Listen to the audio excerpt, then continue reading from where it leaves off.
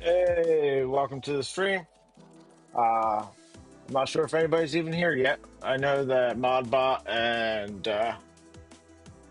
Steve were still streaming, so we may not have anybody here yet.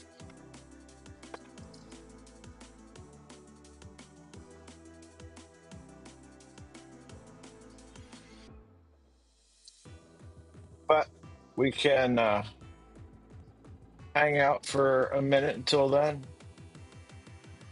Hey, Gray Ghost, welcome. Thanks for joining us.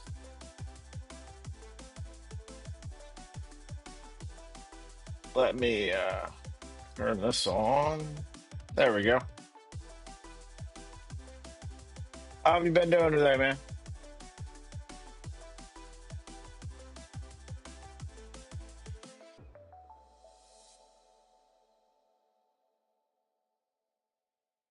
So, uh, it's my 40th birthday today, so we decided gonna take the day off and uh, hang out. Been hectic first 2 days of work, so thank you. Uh, little break be well appreciated.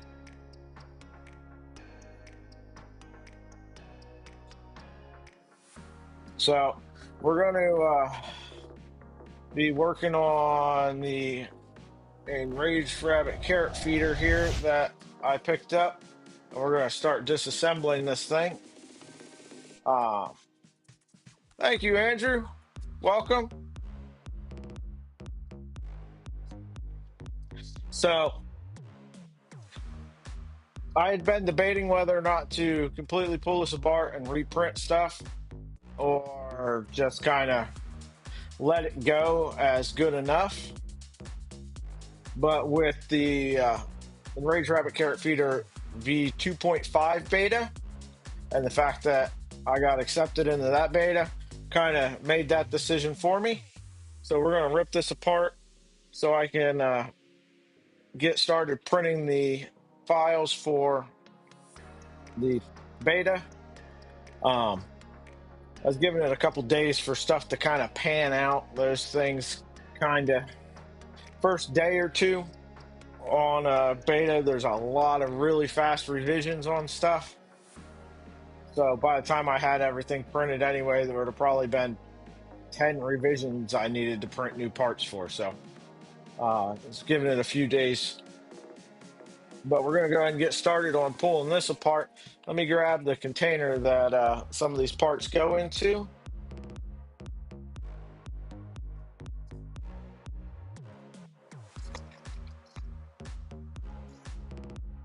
So we're going to need to sort and put stuff in different homes.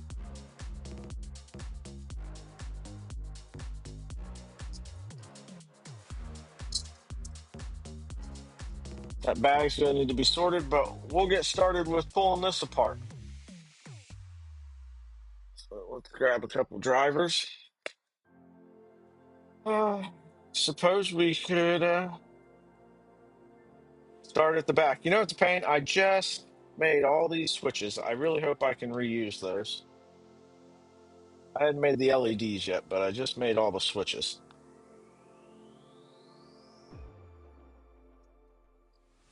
So these are your loading blocks.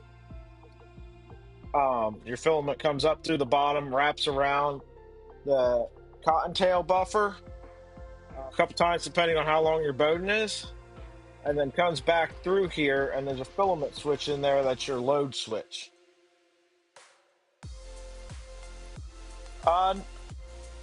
So there's some other differences other than just printed parts. I'm not really allowed to say what. I am allowed to say that the beta exists. That's kind of public knowledge, but any details beyond that, I'm not really at liberty to give those. So this build probably won't be done on stream.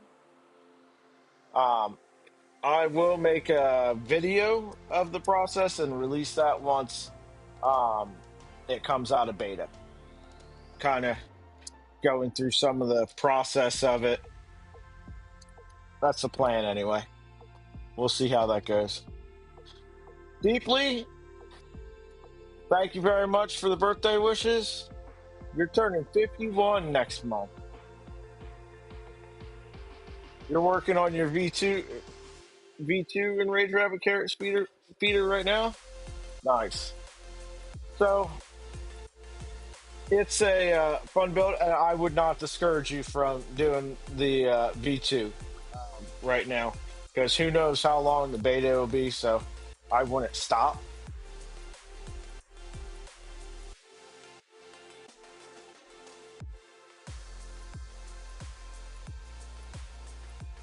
If you have the V2 kit, um, I mean that's a you decision. Like I said, I wouldn't discourage you from building the V2. It works. It works well. It takes some time to tune everything in and dial everything in using the burrow board. Yeah, the burrow board's what I'm using in uh, the night out. Um, so yeah, so I'm pretty much standing in one spot. Let me turn this off so it stops moving in and out, and we'll reassess if we need to do anything beyond that. Let me just zoom that out.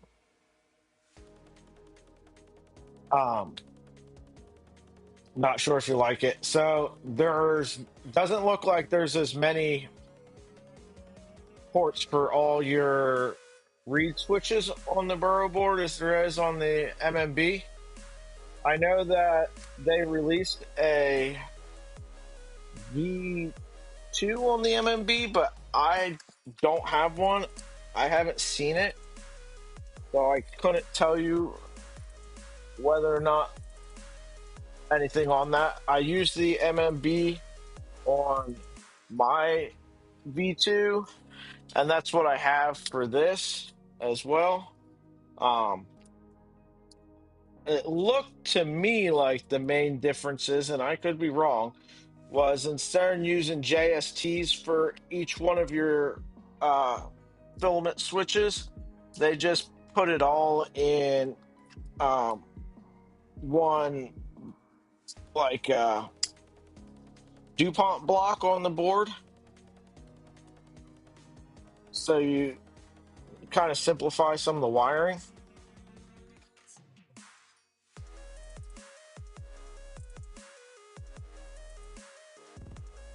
Yeah, the V2 is definitely an upgrade from the V1.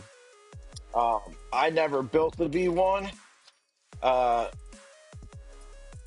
I bought a V1.1 kit because it was Black Friday back in 2023, and they were on sale.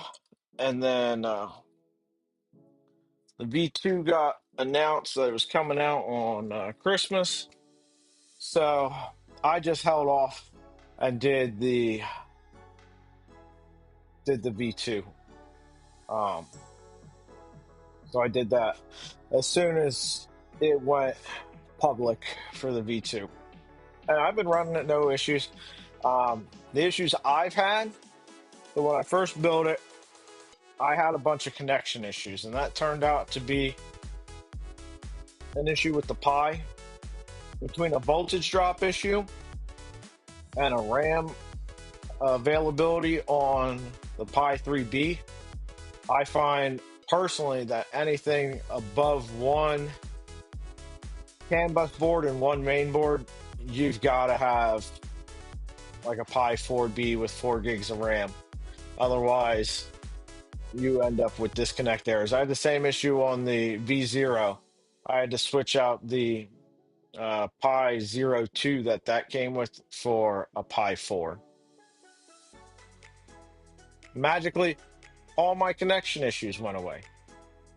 Now, the one connection issue that I do still have on the switch wire that has the ERCF on it is when I'm printing ABS, the RP2040 board on the Mellow toolhead board. Once that gets hot enough, it just shuts down. And now I get disconnect errors that way. So I do not think I'm going to start ripping out heat sets from this just yet, in hopes that I can reuse some of this. Some of it does need to be reprinted. If you look here, this is not great. And plus, I'm not going to use the orange. I'm going to go to black and Polymaker metallic blue ABS, I think, is the plan.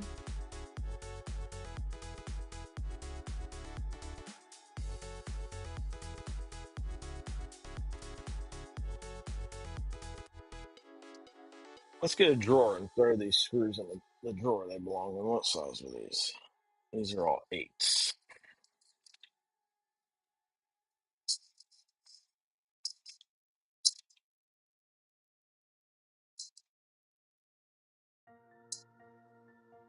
I guess technically it would be safe for me to pull the heat sets out of the orange stuff, but I'm just not going to mess with that today.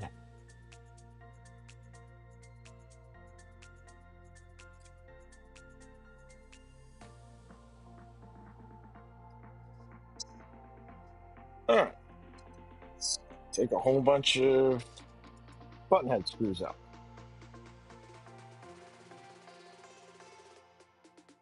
I need an electric screwdriver.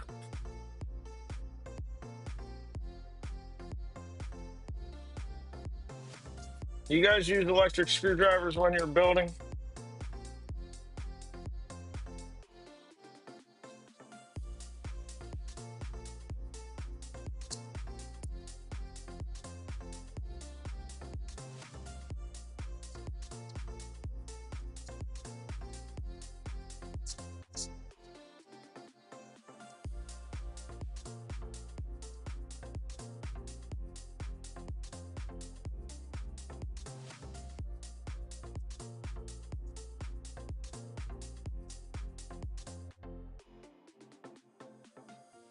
Oh no.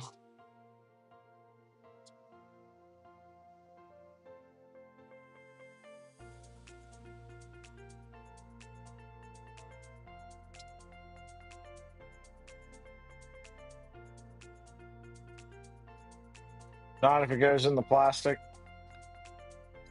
I've never used one, so I got this. Um, it's just a Bauer electric screwdriver. I picked it up from Harbor Freight. It was on sale one day. And it's handy for stuff, but I've never used it doing printer builds.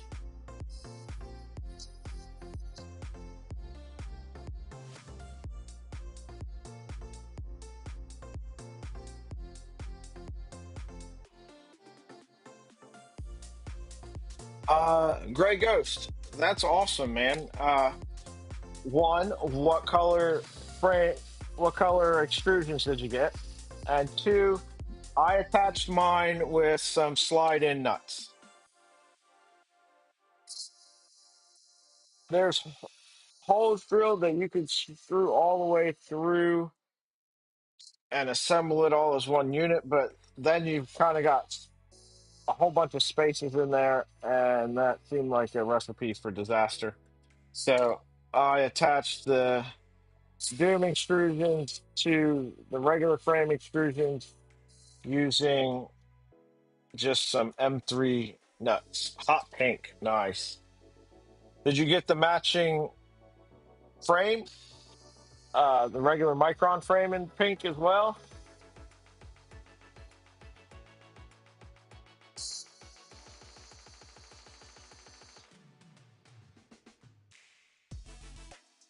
Nice. Now, I don't know if you know this or not. DFH said he was going to put it up on his website, but if you click in the link below in my description there's a link for my GitHub. I worked with the guys over on, thanks Tech Cheaper, appreciate it, sir. I worked with the guys over on the Doomicron development in the Doom Cube forum. and put together all the files for using the DFH panels and extrusions all in one spot, because the other before that they were all over the place. You kind of had to search through pins and scroll back through 2 years of posts on the that uh, thread and figure out what you needed, what you didn't need, what had been updated, what hadn't been. So it's all in one spot now. Really nice and easy. You can just download the Git. There's also printables page with everything on there. It's a little bit better organized on GitHub. You can organize stuff better. Wish they had a black. Does he not have a black version? I did not realize that there wasn't a black version on his site. Now, I got the white uh, Doom Cube extrusions. Did you see the purple one? The purple micron frame though that I got that I'm gonna put in there. So we're gonna be ripping that all back apart to rebuild that with a purple micron frame with the white Doom extrusions. I showed that frame off uh, Saturday on stream. I don't know if you're here though.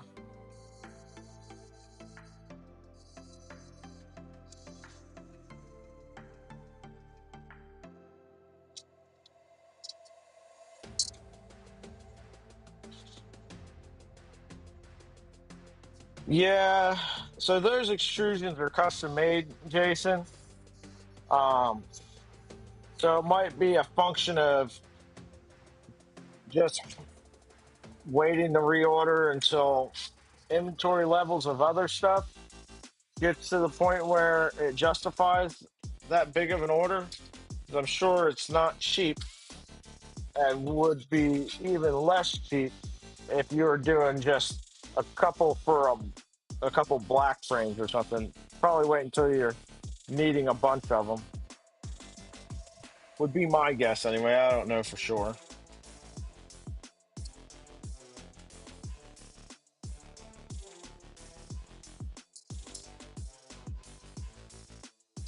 Does this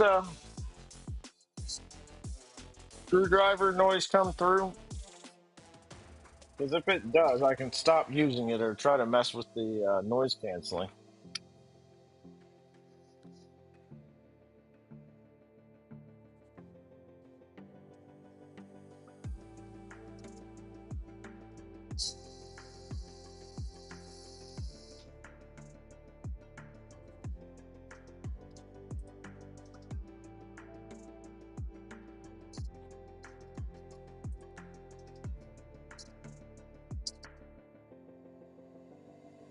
You can't hear it? Fantastic. It keeps being a process of discovery on all this streaming stuff, figuring all of the different stuff out. I don't always know what works and what doesn't work.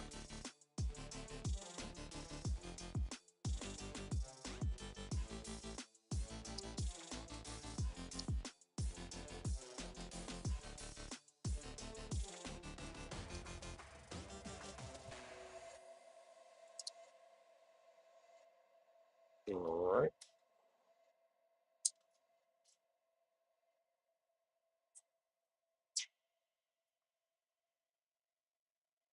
All right. There's one apart. I need a box. We'll just pile it up over here for now, I guess.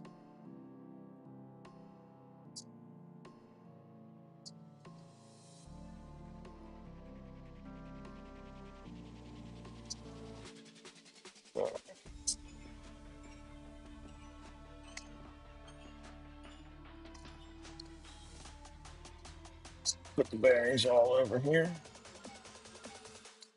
Oh, that's nice. They don't fit side by side.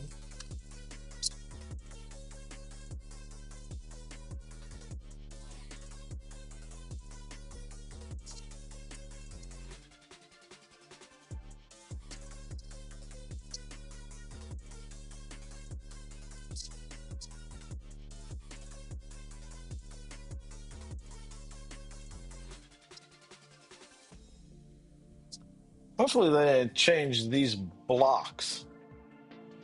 That's what I'm really hoping they didn't change. Then I have to pull those e-cast fittings out. That would be a pain in the butt.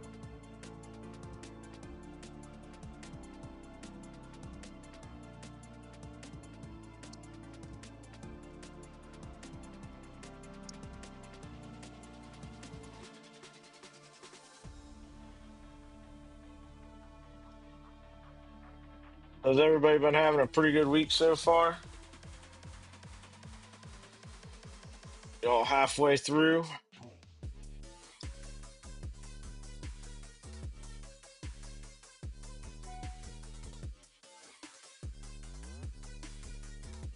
So you know what? I'm just going to leave these all together in hopes.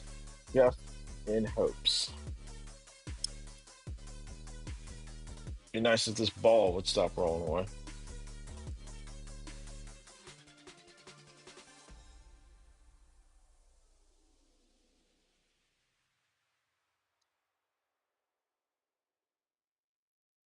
Hey, Steve Builds, welcome. I was enjoying your stream with Modbot there. That's a pretty cool little printer you guys are building. Does not seem like it would get much use in your shop, though, being as how it doesn't print ABS and isn't multicolor, so you can't even like print your maker chips or anything on it. But definitely a fun build.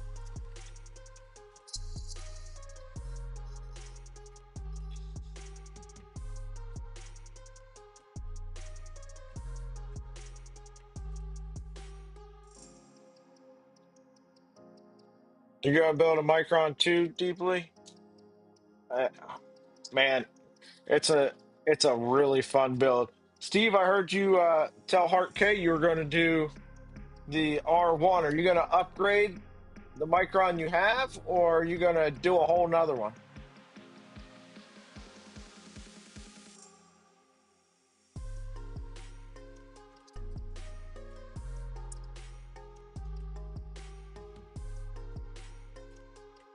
Rebuild?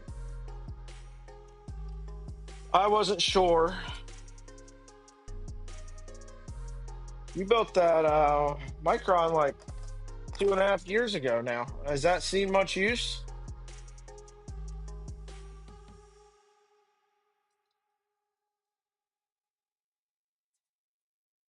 I'll be honest. The For some reason the Micron build, even before I was doing the Micron, that and your original streams building the very first Trident, building that orange Trident, or was it purple? Might have been purple. Uh, where you were doing Discord voice chat are the always the streams that I go back to just to put something on in the garage.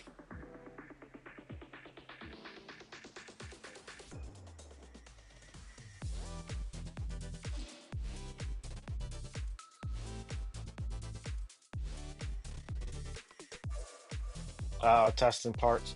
Yeah, I really like the. So my favorite part of that R1 is how the back rail on the floating gantry is moved forward um, to allow the drag chain to go behind it so that it doesn't hit into your tool head board and the wiring on your tool head board.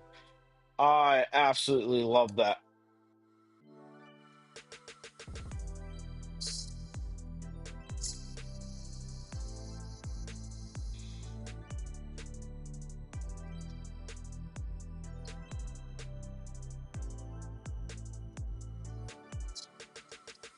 Huh?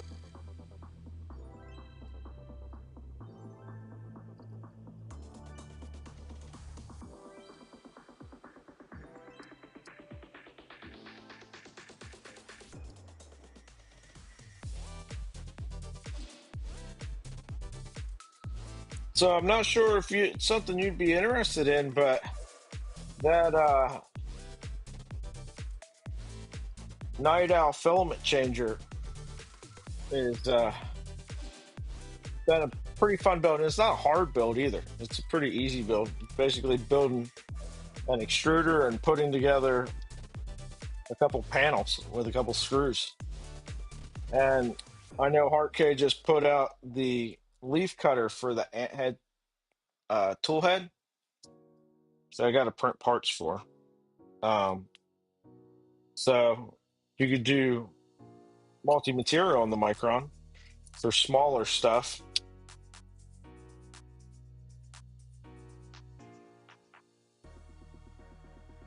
Raven, sorry I missed you. Welcome to the stream. The R1 drives are nice. Somehow when I was printing my parts, I ended up printing a mix of R1 parts and original parts. The original drives were one of the things that I printed original parts and then had to go back and reprint the R1 version of them.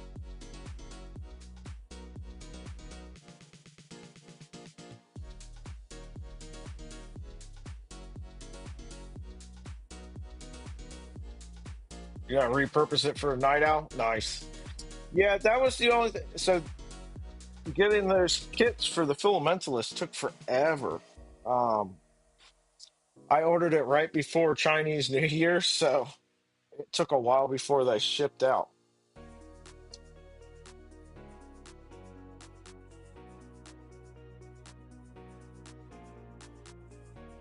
What is going on with this screw? It will not come out.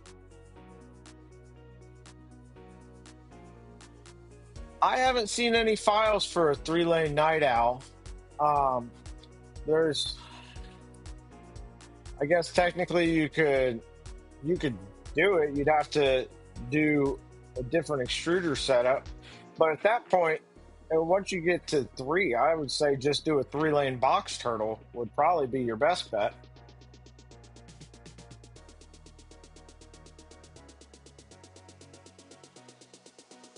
This screw is refusing to come out.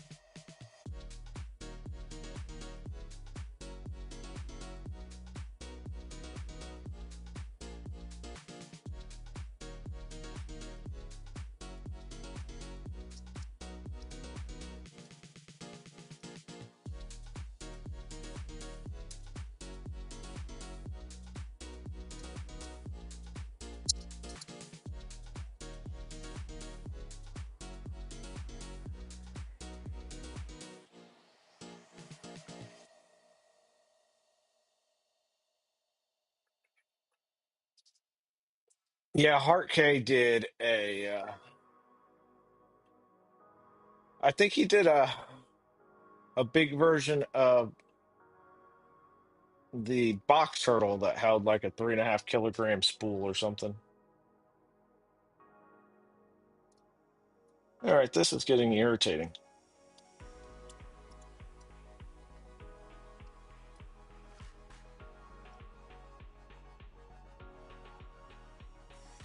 Raven, he was asking not about a 3-lane box turtle. He was asking about a 3-lane night owl.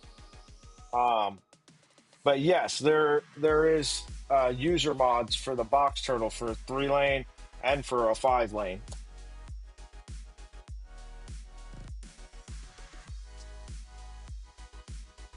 Finally, jeez.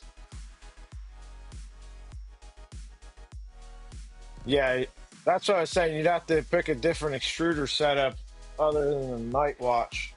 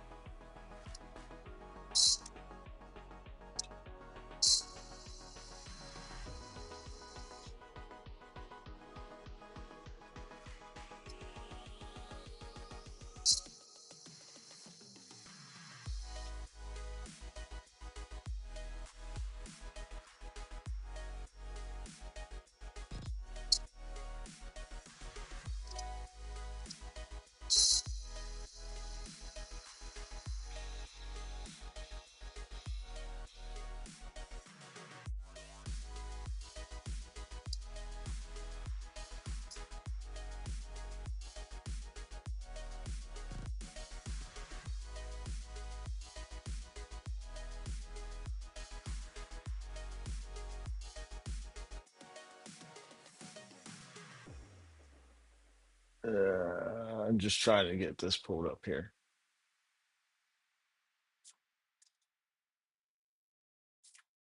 All right.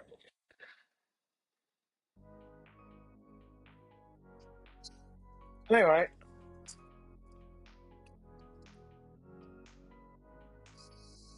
Bearded Printer, afternoon.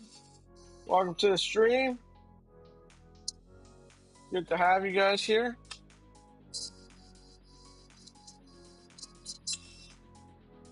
I'm not sure how many people are here, but it seems like this is the most I've ever had on any of my streams. So thank you, guys.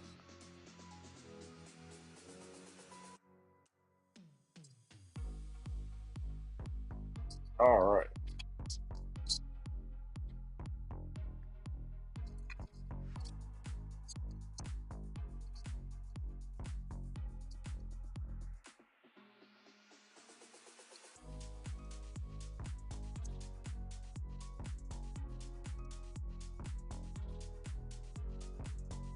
Leaning towards Stealth Changer. Seems like a really fun build. Looks like they've updated a lot of stuff since the last time I looked at it. So that's awesome. Um, I mean, I would expect them to in a year, but it's good to see that they've been working on it and developing. And the fact that LDO is going to be releasing that carriage for it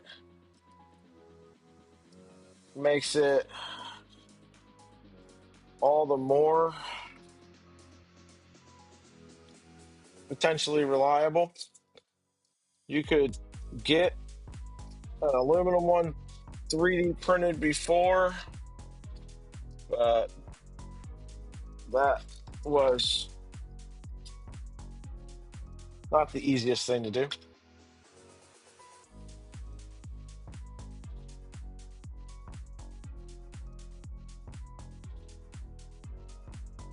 Oh, Bisect makes one too? Nice.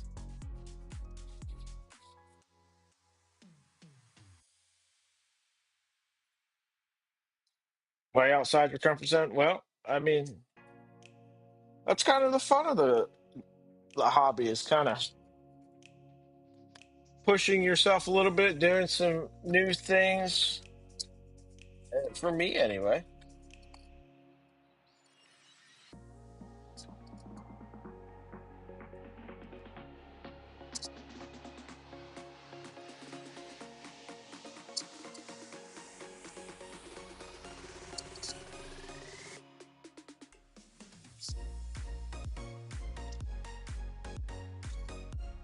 Yeah, the software and config stuff on the tap changer concerned me as well last year when I was looking at it.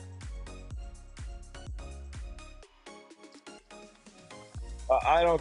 That was back in like March of last year, February, March of last year. So it wasn't quite as dialed in as I hope it is now.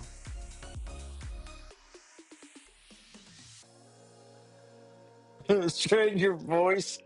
Why do you strain your voice? What could you possibly be yelling to strain your voice?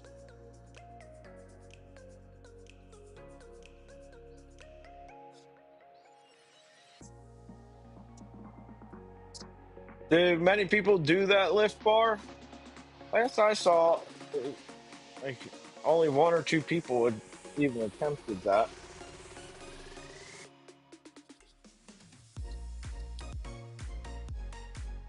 Jason, I'm with you. The configuring stuff can really be a drag. Not always, but it definitely can be.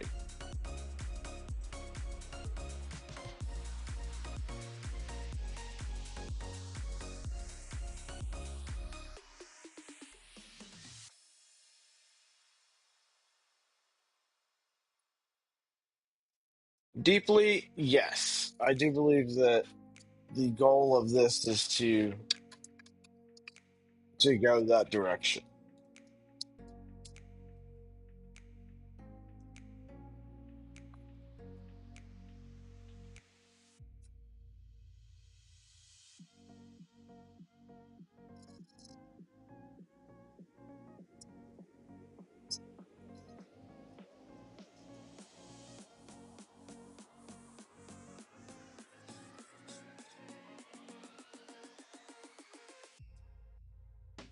3D printer, the part that makes me the most nervous is hitting that power button for the first time. I'll go back through and double and triple check stuff, but once you've blown up a few controller boards and Raspberry Pis, uh, makes you nervous.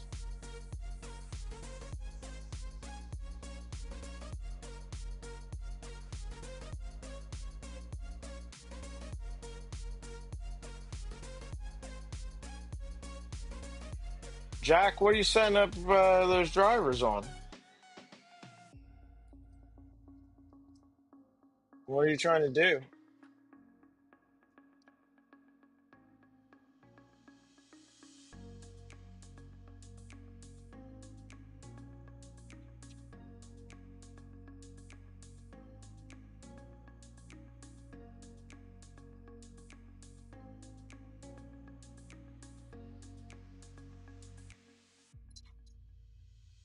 Oh, so I did 24-volt on the Leviathan as well.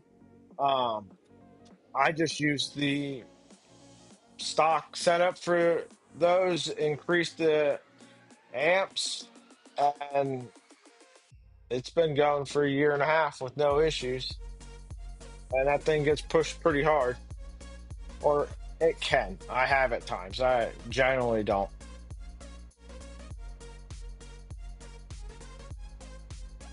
Yeah, Eddie the engineer. So I haven't seen him around much on the Discord, but in all fairness, I haven't been on the Voron Discord a whole lot recently. I've been kind of hanging out on some of the smaller ones.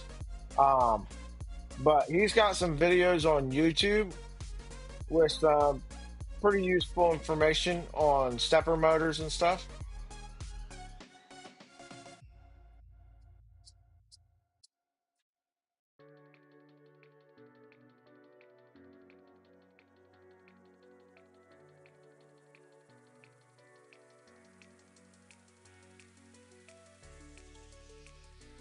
What motors are you running, Jack?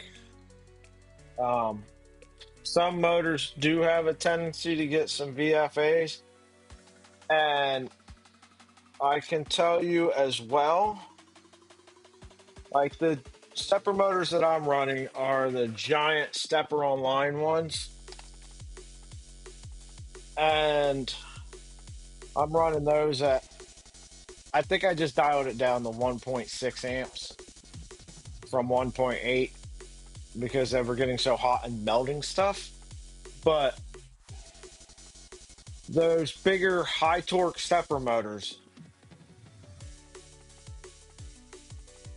um, so you've got to run those faster. They like to run faster because that impulse current likes to hold them at steps. So you can get some when it's running slow and it's turning and it kind of wants to pull towards one side or the other. Um, the faster you run those, the less VFAs you're going to get. Yeah, exactly. You got to run them faster. Um,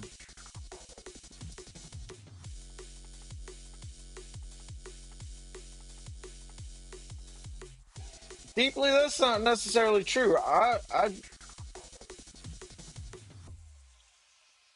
If you're running 48 volts and you're running that on two steppers, you know, one A motor and one B motor, you're going to probably see more benefit out of it than you would necessarily going from 24 to 48 volt on a like a quad motor setup. I mean, you're going to increase your torque curve, which is going to let you print faster, and all-wheel drive setups or whatever you want to call them suffer from issues where motors will get out of sync. So you might have them synced up, and then you run a print, and it stops, and it's sitting in the middle of. It's not setting at a full step on either one of your steppers. and you kill the power to the stepper drivers, and one goes to the full step one way, one goes to the full step the other way. Now all of a sudden everything's out of sync when you go to do it again. Now, as I understand it, there's some software stuff to try to help fix that now, but that's risky. And you also can end up in situations where if you're driving those fast, you get down to things like the length of the wire for one stepper motor versus the other can throw things out of sync. Um, there's a reason why things that require multiple motors or engines are generally things that are big and slow. Things that are fast normally run just one motor, maybe a bigger, torquier motor for more power, or a smaller motor that can vary its speed faster for faster accelerations and stuff like that.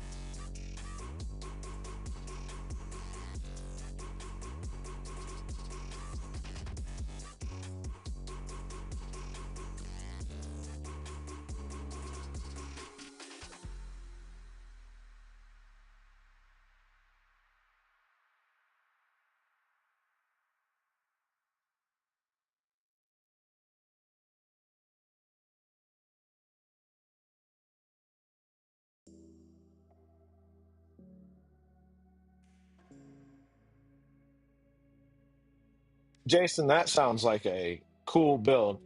A Doom 350 Trident, CNC and all-wheel drive.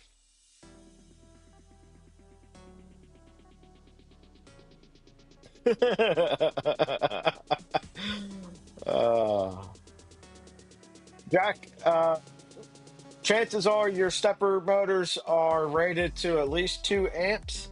You might want to try increasing the current to those up to, I don't know, 1.2, 1.4. At 1.4, you would be running at 70% of the rated current on those. Kind of want to give yourself at least a 20% margin of error.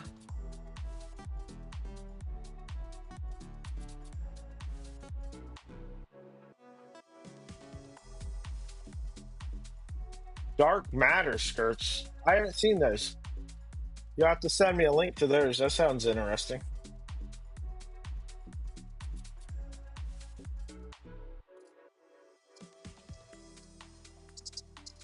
Yeah, Jack. So 2 amps. I would try turning those up to like 1.4 amp on the current on those, and see how that helps. And like I said, print faster. Um, especially if they're like the super speedies or super powers. Jason, I have no idea if you can. Give it a shot and let's find out.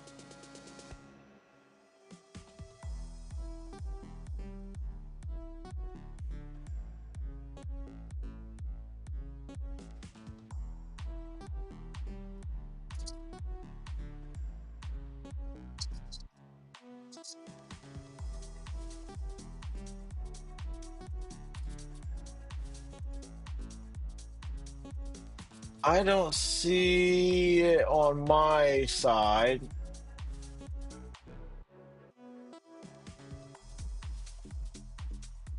Yeah, I can't see it on my side. If you want to DM it to me on Discord, I can open it up and we can take a look at it. That does sound intriguing. I always like new skirt designs.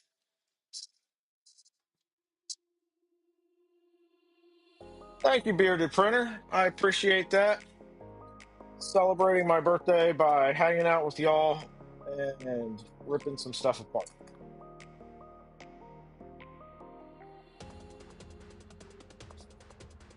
I appreciate y'all coming and hanging out with me.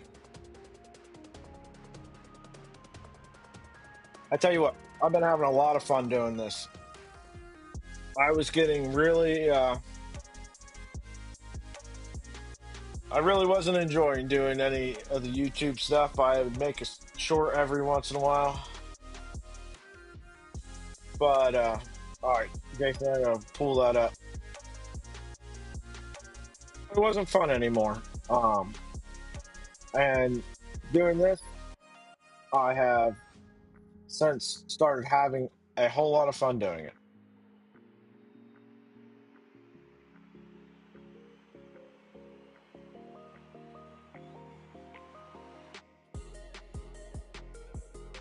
All right,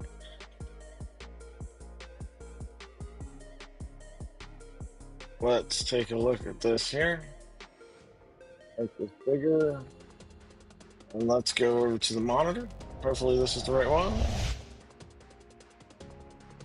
Hey, looks like it's the right one.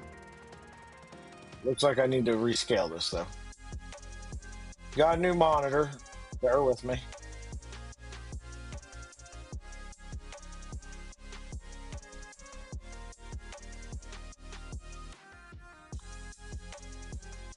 All right, it ain't perfect, but it'll do. The new monitor I got is a widescreen, so it doesn't want to exactly fit there.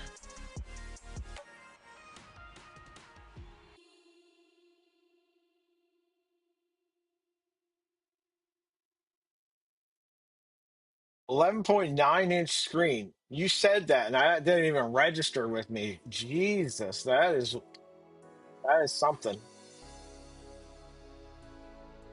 Oh, that's sweet. I like it. I like that a lot. Yeah, it's definitely a monster screen. It's gonna be a monster printer. It's gonna be a monstrously sized printer. That's sweet, man. You have to make sure you post up some pictures and stuff as the build comes along.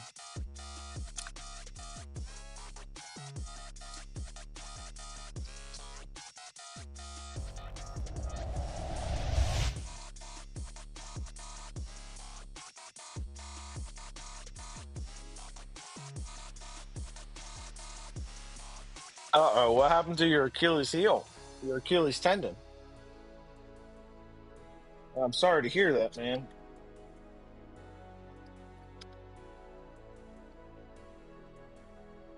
Is that injury that'll get better, or is that one of those things you just kind of got to live with now?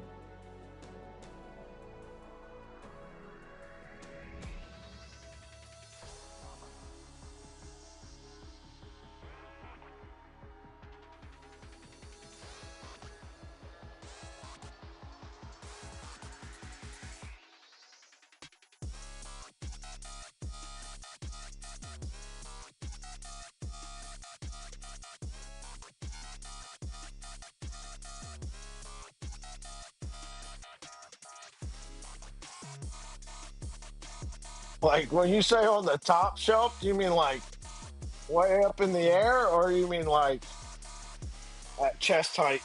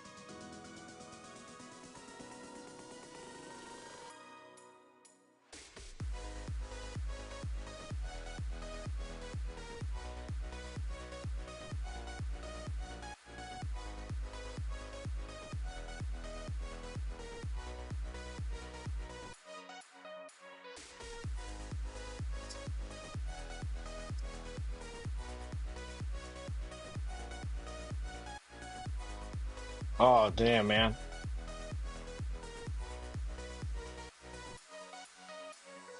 Well, I'm glad you're still here with us. Because,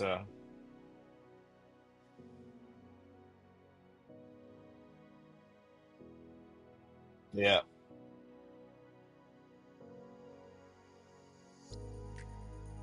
yeah, definitely lucky. Definitely lucky.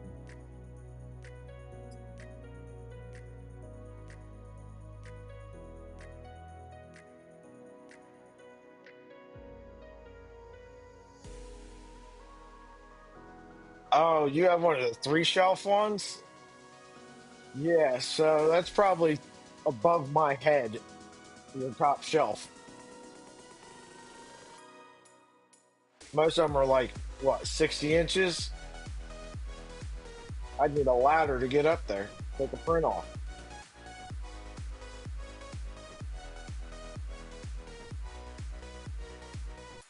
Oh, good luck, man. Physical therapy sucks too.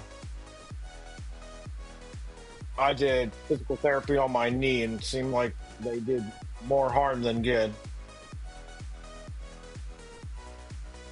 Oh, 4 foot, that ain't too terrible then. I would, well, for me, I'd be able to reach it.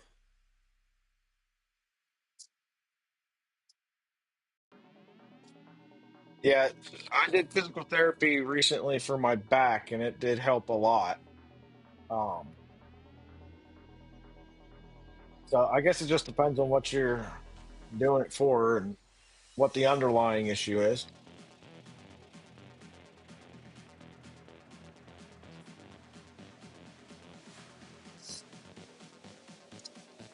All right, let's pull this.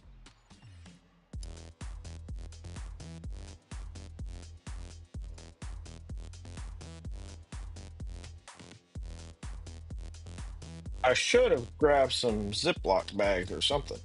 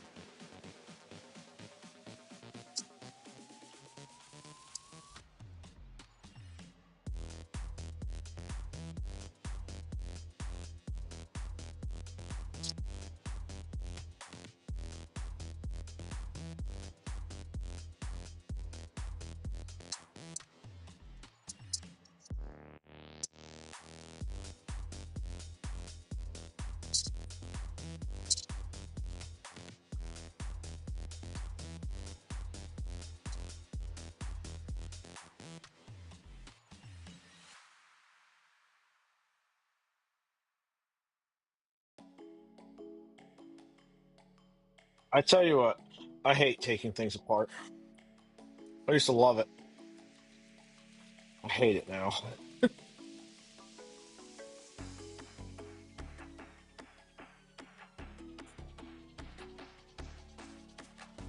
It's what makes me procrastinate every time I get stuff for mods and stuff on the printers. I just don't want to deal with ripping stuff apart.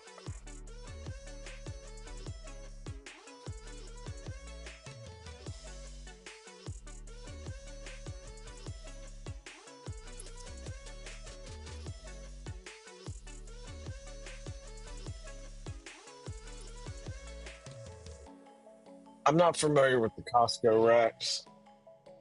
I'll be honest.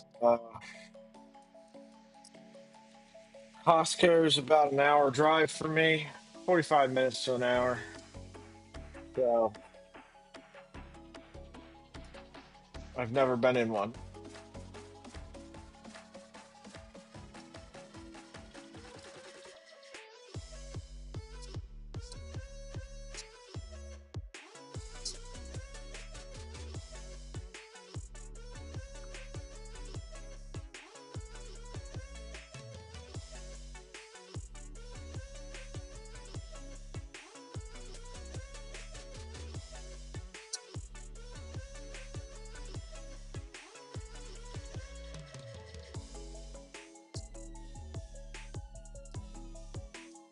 Oh, that's a huge shelf.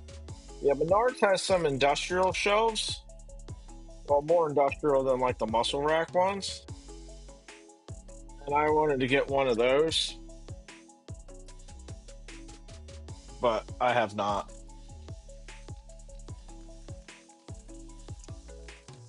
I've just got the muscle rack shelf that you see back there. It's worked well. I wish I had one that would hold three printers across. So one that was 60 inches wide.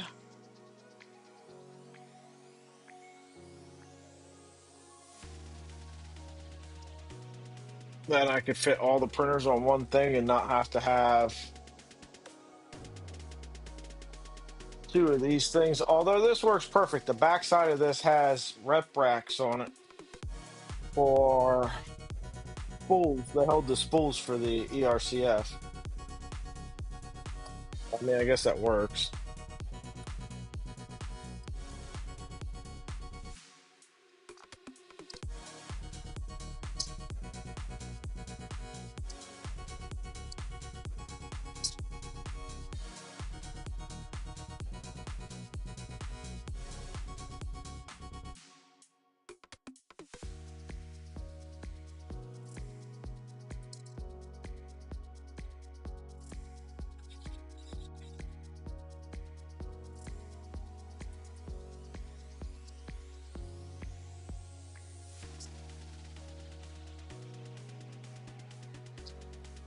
Yeah, I don't use the wire shelving either. These came with like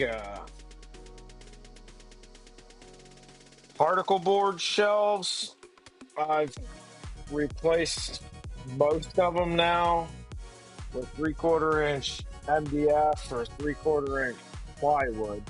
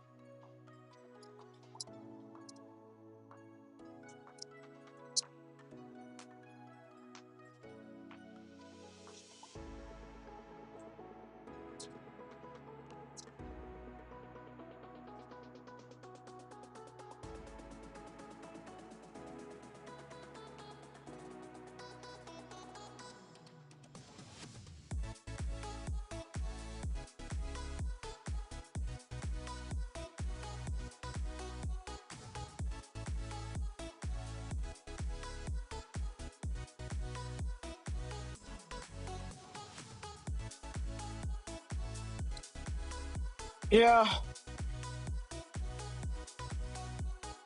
So the Trident's the only printer that really gets stuff shaking. So it would probably be beneficial to take one of these EVA floor mat, foam floor mats, and put like a paver on top of it and put the Trident on top of it. Because I'm sure that it wreaks havoc on the V0 next to it when it prints, at the very least. But that's part of the reason why it's also on the bottom. But then again, it's going on its own table. It's taking the place of the 2.4 over there. So it has clearance for the box turtle that's going on top of it at some point. Once again, it's another one of the victims of just procrastinating because I got to rip stuff apart.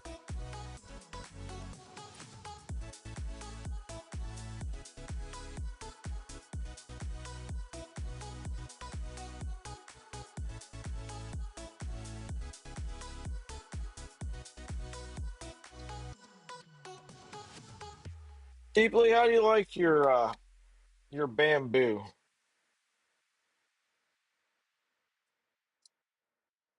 I'm sure you like your bamboo. Let me rephrase the question. How do you like it in comparisons with the 2.4? Like, I know print quality is going to be about the same, but like quality of life wise,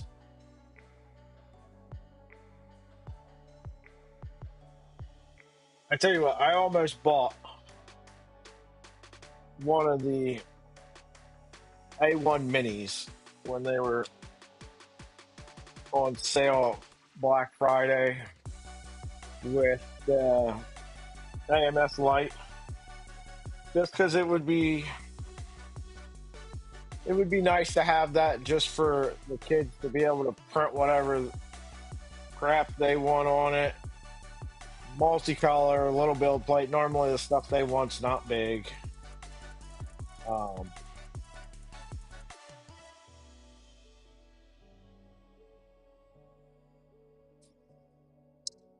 and it seems like being able to just tell them to go on the Maker World. I don't have to slice anything. Just tell them to pick a thing and just click print from there. Not have to worry about anything.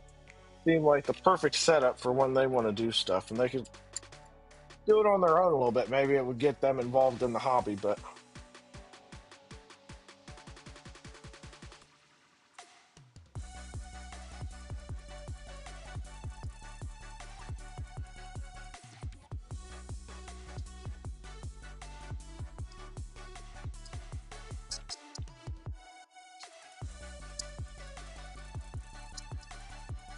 yeah, I think the A1 would probably be the way to go for, in all honesty. But it's also Black Friday. They were selling the combo for like 279 or something like that for the mini.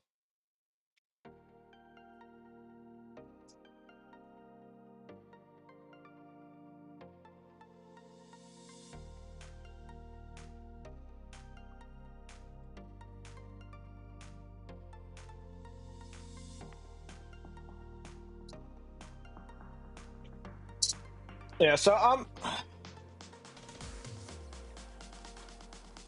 I'm in another Discord uh, guy on YouTube called It's Mead Made. Most of his stuff focuses on teaching people how to use slicers and how to do painting, but he's family, so um, you know, I support what he's doing. It's it's a huge service to a lot of people that get into this and just get stuck on the simplest thing like slicing stuff. But a lot of people in his Discord have ended up with um, bamboo printers, but none of them are building borons. So finding people to actually talk to that have both and get that comparison for quality of life between the two is, like I said, that's why I was considering one, was just how easy is it really to use this thing.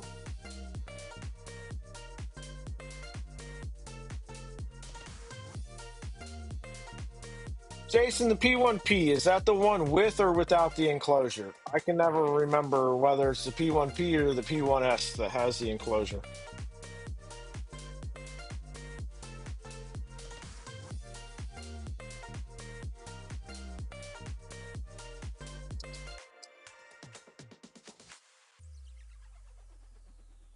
I keep working on this right behind where I'm standing at when you guys can't see. P1S has the enclosure. How much do you really use the screen on a bamboo? It seems like most of their stuff is aimed towards using the app and stuff. Pop away. Thank you. Welcome to the stream. Glad to have you.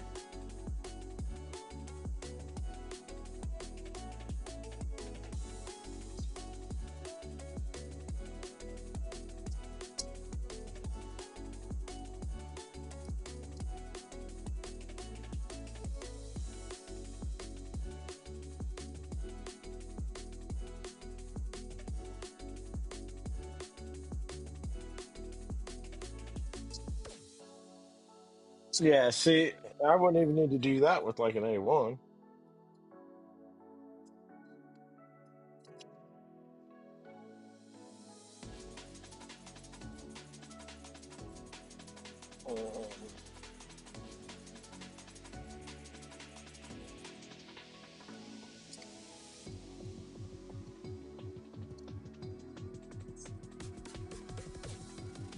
Oh, this is hardware that needs to stay with this.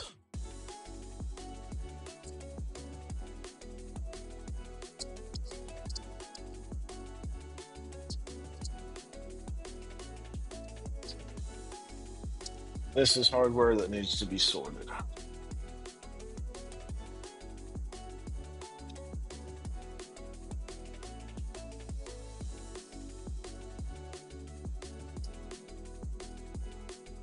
AMS systems are pretty reliable.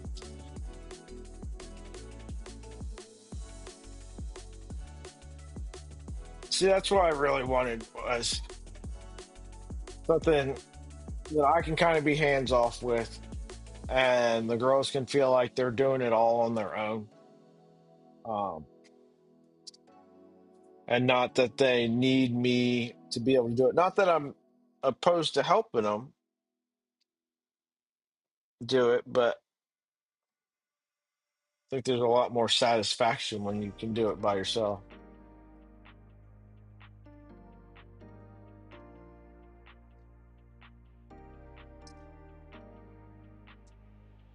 That's weird, pop away.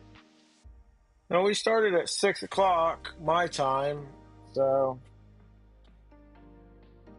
started 71 minutes ago. Maybe it was giving you the time that I like posted up the link for it or something.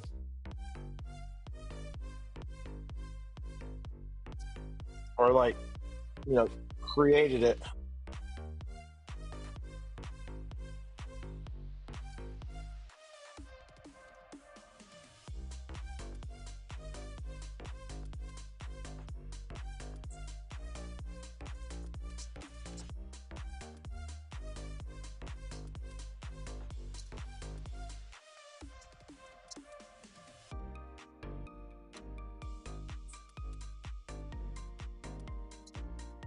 Well,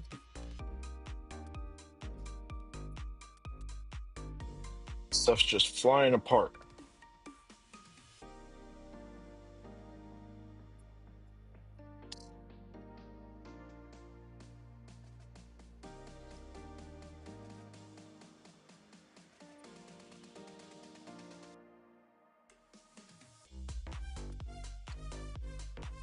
I have that CR10, my Ender 3 I gave to my son. The CR10 I fire up when I want to print something big out of PLA. I get orders for something, or I got a bunch of printers going, and kids want something. I mean, it gets used.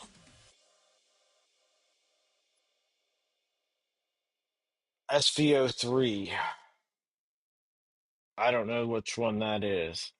I know which one the six and its renditions, and the SVO7, really crappy clipper version of the SVO6. CR10 clone. Okay.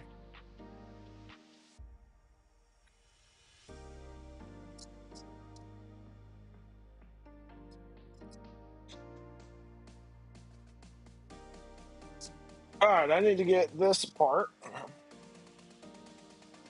This is a piece of filament. I need to get these I-gets bushings out of here. And I need to get these little magnets out of here.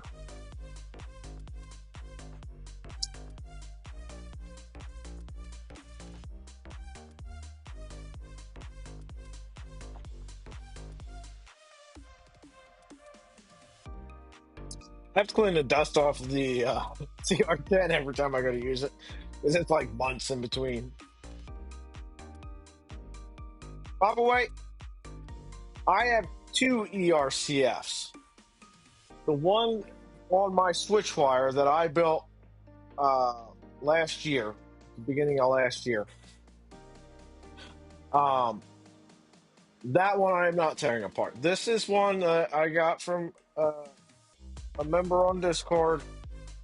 He had got most of the way through building it and never finished it and decided he wasn't going to. I think he's doing a box turtle instead. So I got this from him. I was going to finish it up and put it on the V2. Now, I was debating whether or not I wanted to tear it apart and reprint some of the parts, or if I was just going to full send and let it ride, as it was. But then there's a beta for ERCF version 2.5, I think is the working name for it right now. And I got accepted into that beta. So I'm tearing it apart so I can start building this as a beta 2.5.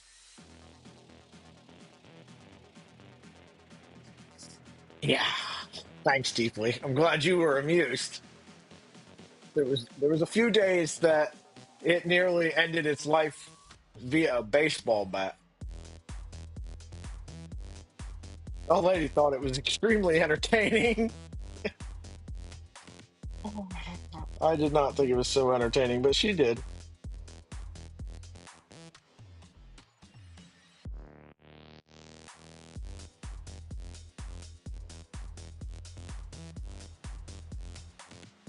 This is the world's tiniest little magnet.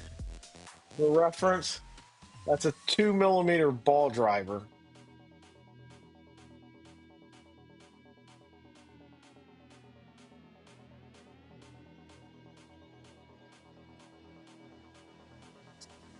It's all right, man. We all got a lot of stuff going on, and it would it would be something else to expect you to keep track of my projects. You're only supposed to let me know when I make a mistake. You don't have to keep track of all the projects. I have a hard enough time doing that myself.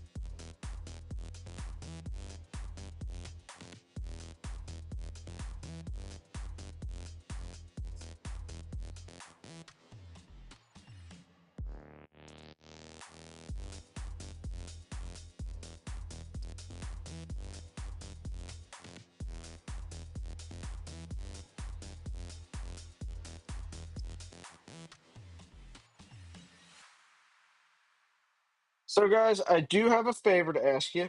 Um, if you wouldn't mind just hitting the like button for me. Um, and let me ex- let me explain why it's kind of important. So, thank you, Jason. A bearing press. I need a press right now because I gotta get these bushings out of here. So, I have had enough subscribers to partially monetize the channel for over a year now, I think. The part of it that I am missing is the watch time, which all you guys are very much so helping me out with at this very moment. Um, but liking the stream helps YouTube say, "Hey, let's push this out to some other people too." The last stream, I actually got some pretty decent views on it afterwards. So that helps out a lot. I need to get to 3,000 hours for either fully monetized or partially monetized. The full monetization, I got to get to 1,000 subscribers. But both of them are 3,000 hours, and most of my watch time was last year in January and February doing that Enraged Rabbit carrot feeder.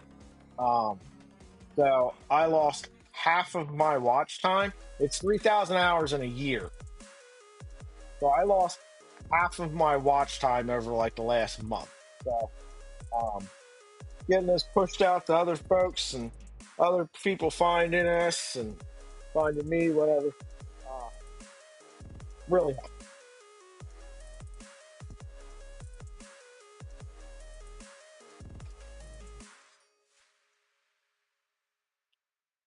I guess that's true, pop away. But whether assembling or disassembling, we should not make mistakes.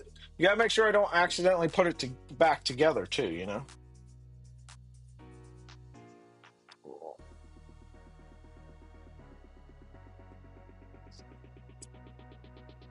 So these things are held in there with little detents. So let's open up the vise here.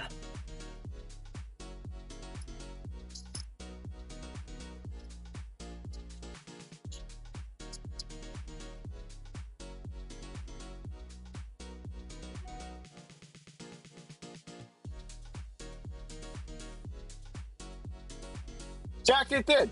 I was pleasantly surprised how many views the Night Owl video last Saturday ended up getting after the fact. Um, it shocked me.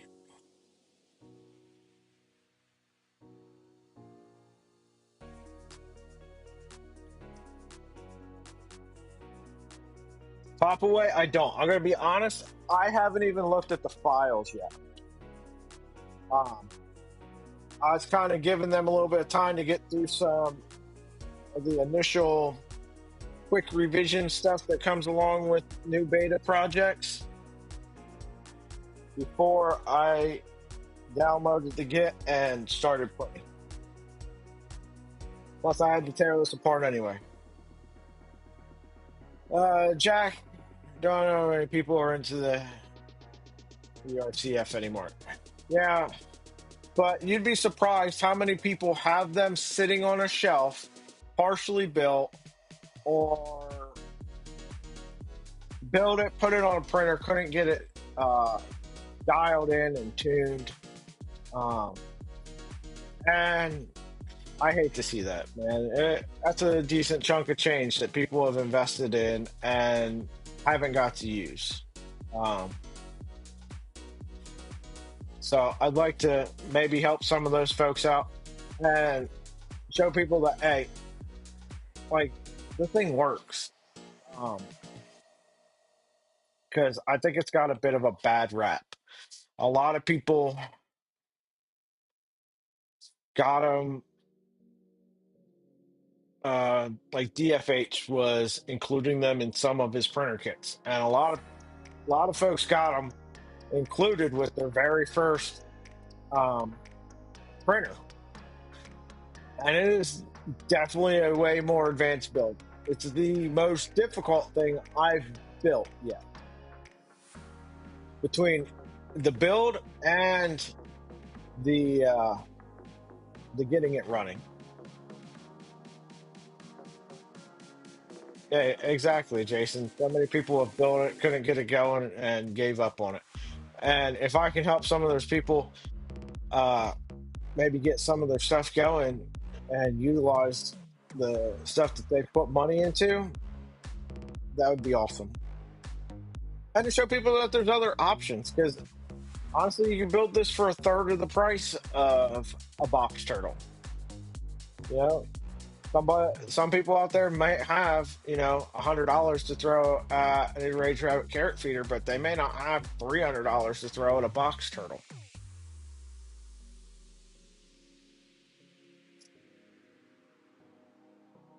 Yeah, the getting it working reliably is the hardest part of it. I found a few things that I wish they would change in the initial setup of it. They, by default, they try to minimize the amount of material that you got to purge through it by retracting before it cuts. And you need to like put that at 0 or maybe like 1 or 2 millimeters, whatever your normal retraction might be when you're printing, and just purge out everything that's in that cold side and hot end.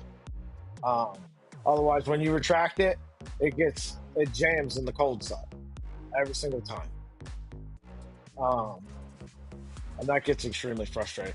Now, a lot of people build them back on, V1, V1.1, and there was no cutter solution really back then, and people were trying to do tip tuning and whatnot. And I don't know, it doesn't seem like that works for anybody except for Prusa on their MMU.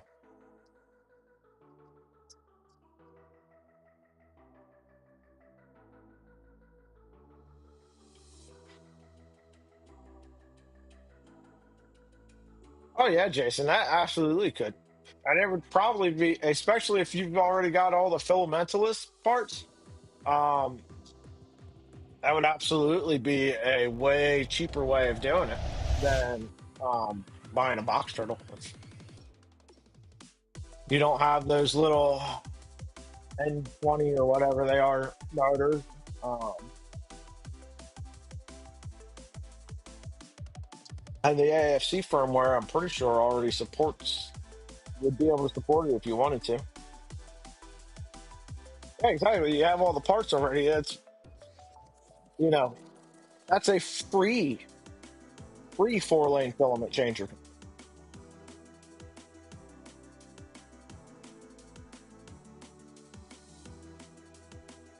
Deeply, are people having problems with the Prusa MMU? I thought the people were by and large having pretty good luck with the MMU 2 or 3 or whatever what it was. I know Steve was saying that he's had pretty good luck with his, and Nero was saying his was working pretty well. I don't have one, so I don't know for certain, but it's just what I've heard.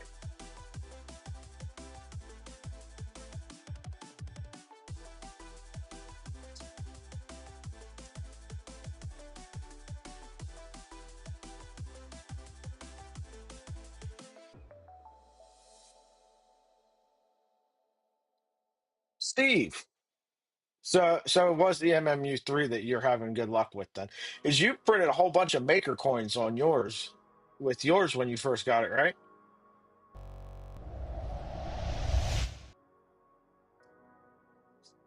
So I made my first attempt at making a maker coin. Um, I don't know about getting my logo on one of these things, but um, I did get Dad's Garage on it and a code on the back. That was fun. Kind of did that while I was in the middle of doing a whole bunch of other stuff, so I don't know how I could have probably done it better. But I tell you what, printing those letters, um, that stuff does not want to stick to the bed. Um, Once I got past like the second layer, it was fine. But I lost so many of them on the first layer just printing those letters.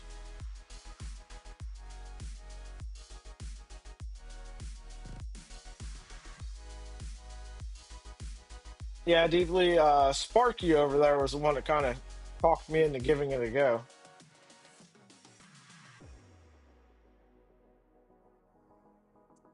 Steve, do you think it's the difference is mechanical, or you think it's that they put more time into the software and tuning and getting that to work right in combination with the new extruders?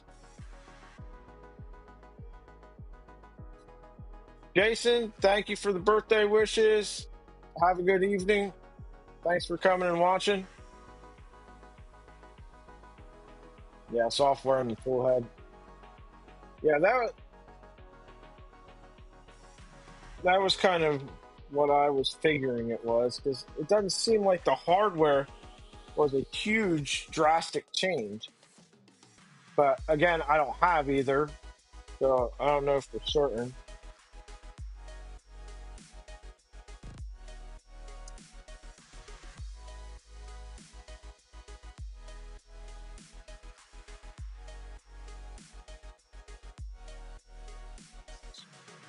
Jason, you're probably right. Probably need to slow that profile down some. Um,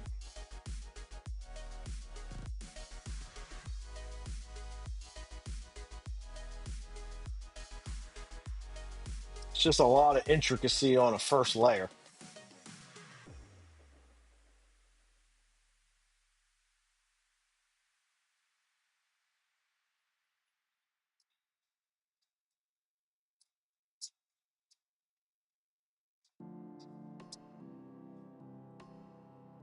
Where am I putting this stuff?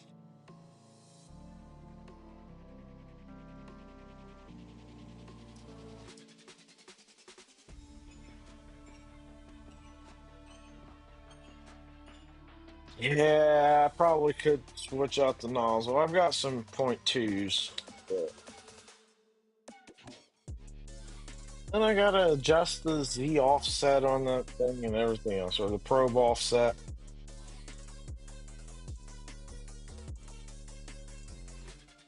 Maybe I'll do it if I get a decent coin that's worth printing a whole bunch of, because that design, while cool and fun, I made one.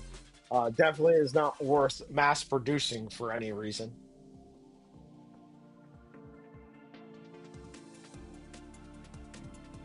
Yeah, so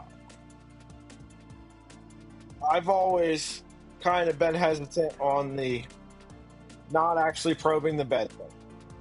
But I think that the cartographer on the switch wire would definitely be one that um, would be worth it to do. Um,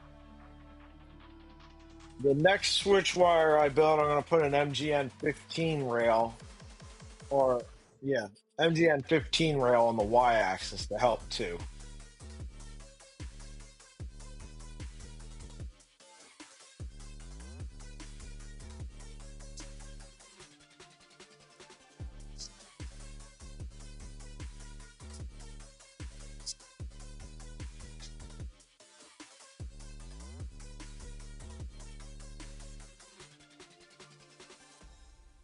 I'm not buying a bamboo.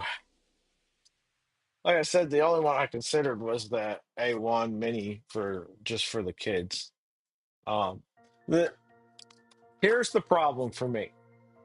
So I really enjoy the 3D printing hobby, but the thing I enjoy about it is building the printers. 3D printing stuff I don't really care about. It just gets me to the point where I can build printers.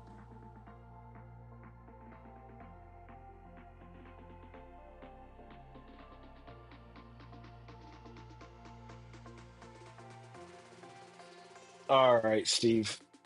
Yeah, I know we talked about that um last year sometime, but not worth it. Let me ask you this though, Steve. If you were buying the rail and you didn't already have one, and the cost between the two is negligible, like $1 difference on Amazon, would you go MGN 15 or stick with the MGN 12?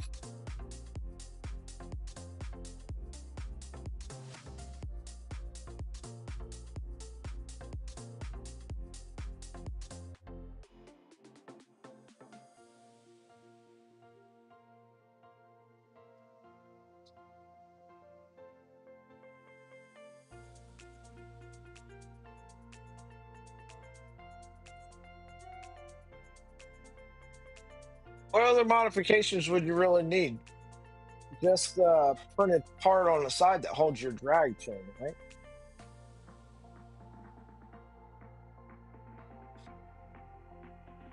I mean, if you already did it, I don't even have to make the modifications. You already did. I just have to poke you and say, Steve, can I get those files?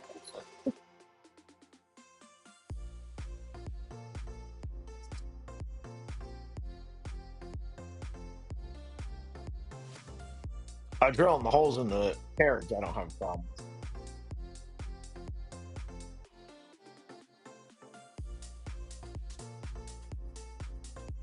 That's the easy part. Make a template, stick it on there, and drill.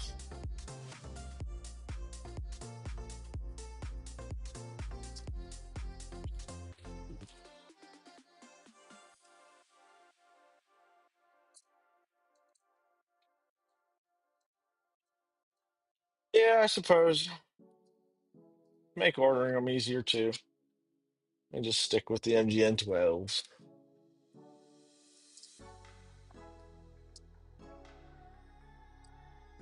Now, Steve, you've built the Ender wire.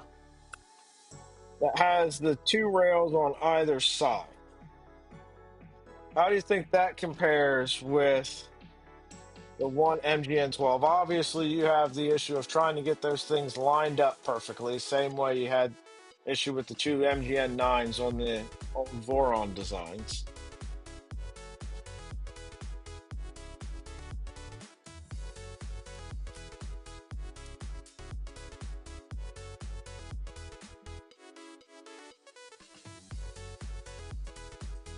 Oh, didn't get to the printed parts.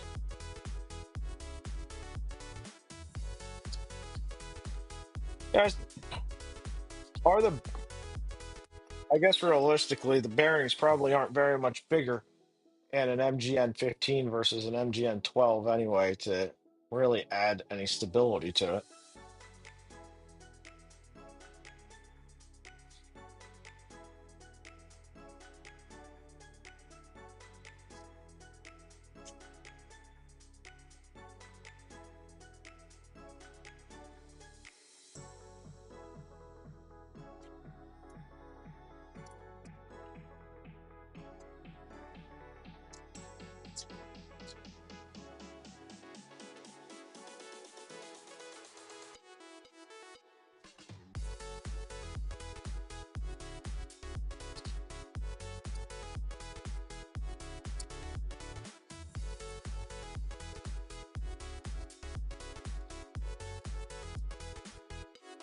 So does anybody have their box turtles printing currently? Curious how that's going.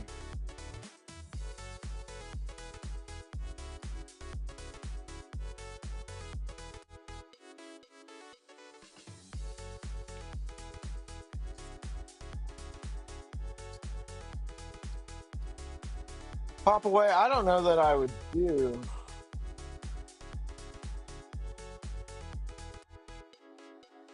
Oh, nice.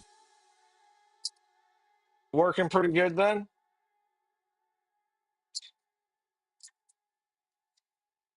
Kind of like to get folks' opinion that don't really have a dog in the fight as far as being part of the development on that. Not that it matters. I have one, so it's going on a printer. I was just curious.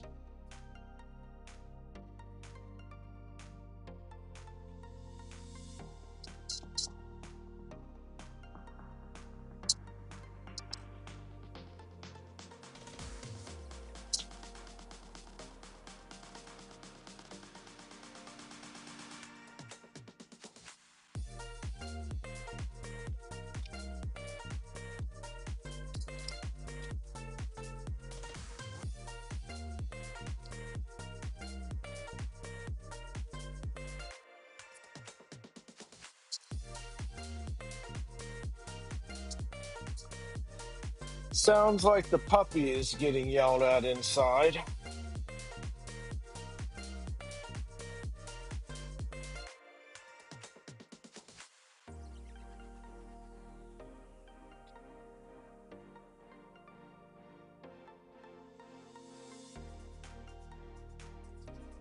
So we have a puppy. He is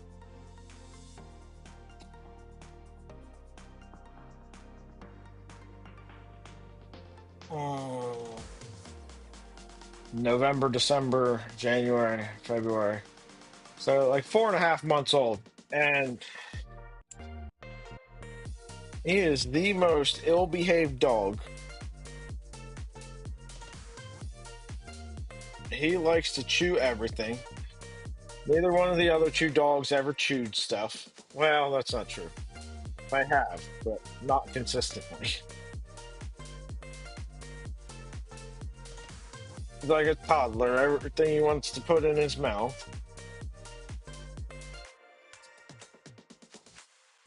I had some 2x6s out here that I'm going to use to build this new workbench out here. And he's chewing up the end of the 2x6s. It's a good thing I didn't need the full length of it, otherwise I would have had some problems.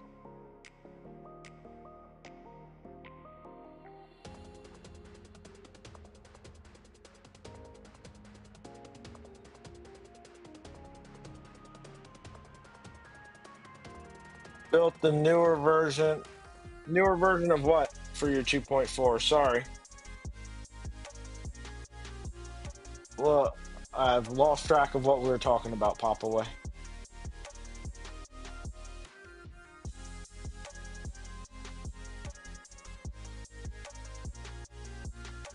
Oh, Box Turtle. What do you mean the newer version?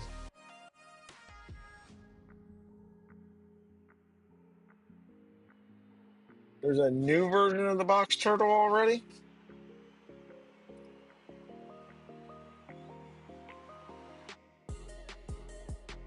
Oh, okay. That makes sense.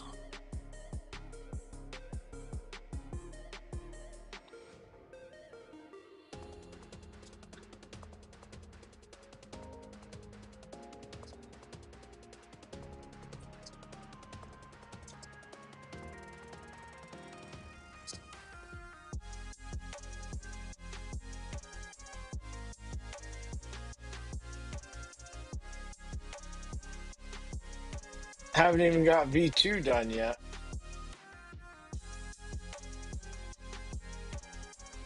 Steven, how you been, man?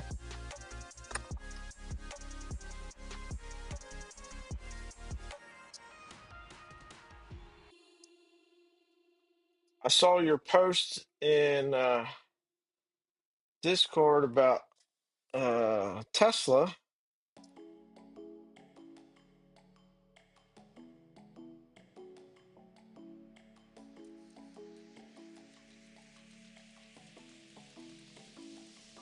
Yeah, deeply, it's a pricey build, and like I said, that's part of the reason why I want to do some of the other filament changers, the enraged rabbit carrot feeder, the night owl, uh, options for people that aren't interested in dropping $300 for a filament changer.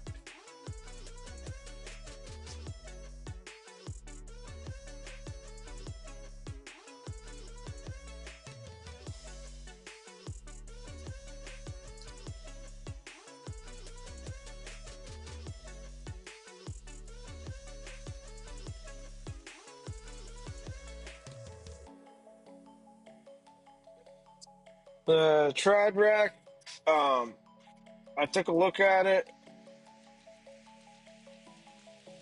Um,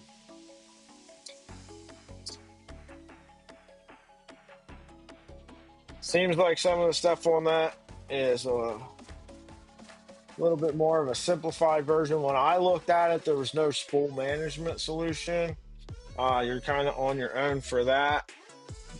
You know, granted, there's a lot of different options for the enraged rabbit carrot feeder, but at least there is like a standardized option in the cottontail buffer. At the time, there wasn't anything on trad rack. Um, but beyond that, I don't, I don't know. I've heard some people say that it's a better solution if you're going beyond like 8 colors than the ERCF. But I don't know. Having not built one,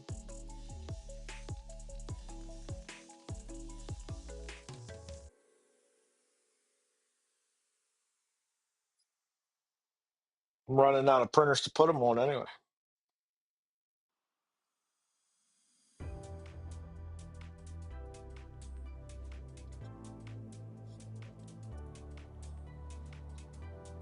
I guess I could put it on the V0, but who really needs more than one color on a V0? No, I think possibly one more switch wire, but I think I'm done buying printers. Um, I have more than I use. As I said, I really very much so more enjoy building them than the printing. So needing printers is something I haven't for a while.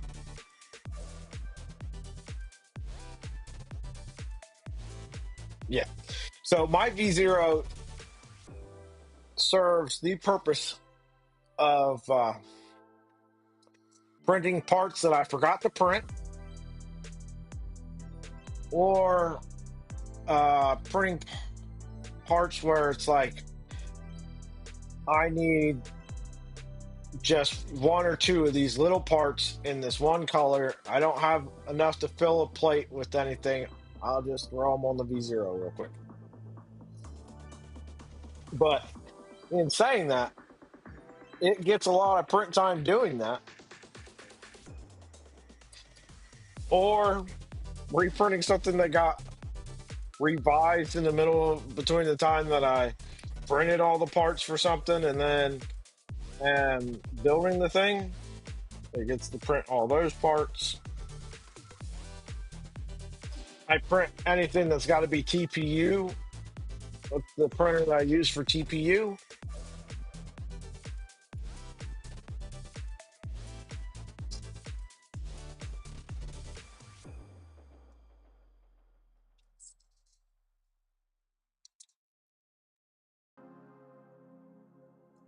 What's going on here?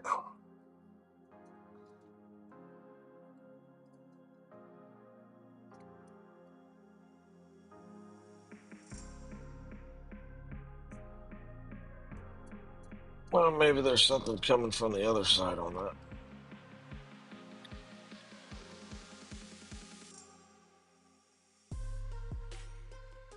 Oh yeah, I wouldn't trade my V0 for anything. I love that printer.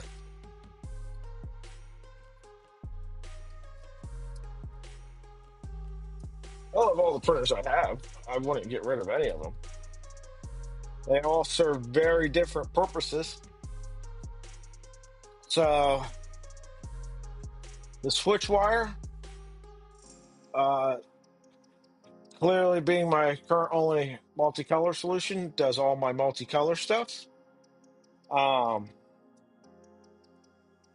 And for a while, all I had was the 2.4 and the switch wire, so it was my primary second printer.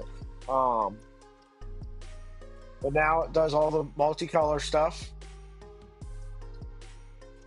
which as you start doing various mods and different things, you kind of want to utilize the multicolor aspect, make things a little cooler.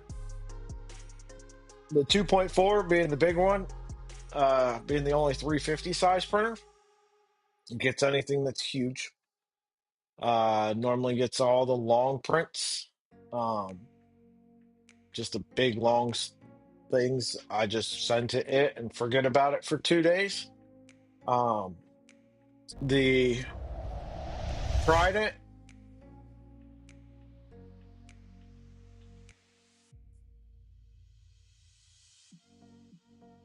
the Trident can print fast. So if I need something very quickly, I send it off to that. Um, Other than that, it's normally printing stuff that's when I'm building printers, the secondary printer to the V2. The V2 is doing the big plates of primary color stuff. Trident's doing the secondary accent color stuff. V0 does kind of the one-off stuff. The Micron I built as a Doom Cube to do some high temp stuff and some more exotic materials. And the CR10 up there just prints random huge PLA stuff and stuff for the kids and whatnot when all my other printers are occupied. Set screw probably gouged the shaft. Set screw probably gouged the shaft on what? Is there any real advantage to the switch wire? Andrew Clark. I mean, advantage in what way? It's a fantastic printer for using the Enraged Rabbit carrot feeder on. I think it's probably the best printer to put that on. But cost wise, building a full switch wire is going to cost you about the same as building a 250 size hornbot kit of a Trident. Would I do the switch wire at the same cost for a Trident? No, I do the Trident. But like Black Friday, when they're getting blown out for $3.99 or $2.99 by a lot of vendors, yeah, it's a fantastic second printer, man. It, especially if you only have one other printer, you got to have two to be able to print parts for the other one.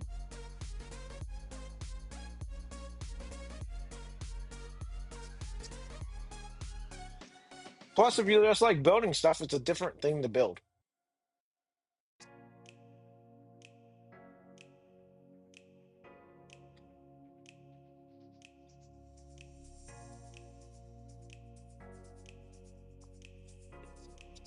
Wish you went Micron before the V0. I don't know. I don't have enough time on the Micron to say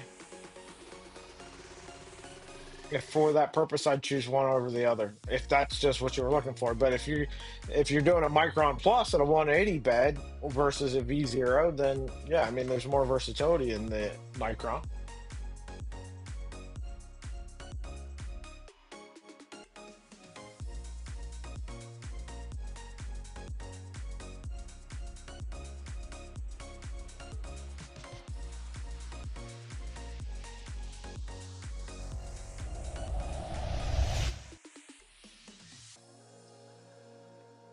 This seems to be stuck. Not sure if there's a screw. Looks like there might be a screw. This does not want to come off.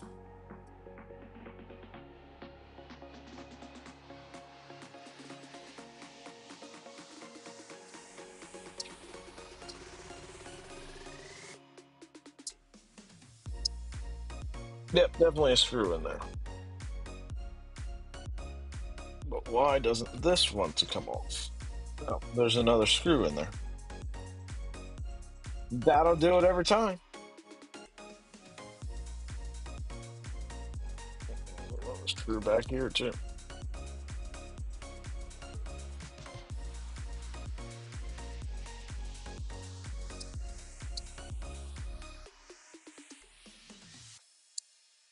All right. There we go. Now we just slide that off. Screw, a bearing. Undo this screw.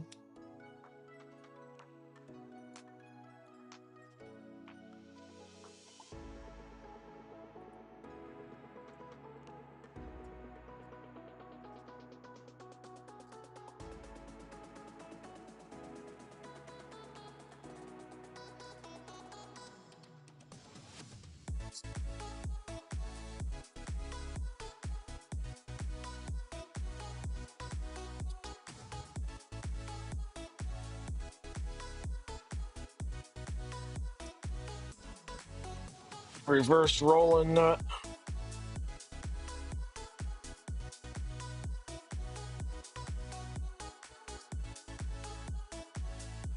Yeah, I hate when they stick out too. There's been a few parts I've come across that are made so they kind of got to stick end to end with like the narrowest possible spacing, and then they stick out past the printed part, and you can see them, and that drives me crazy.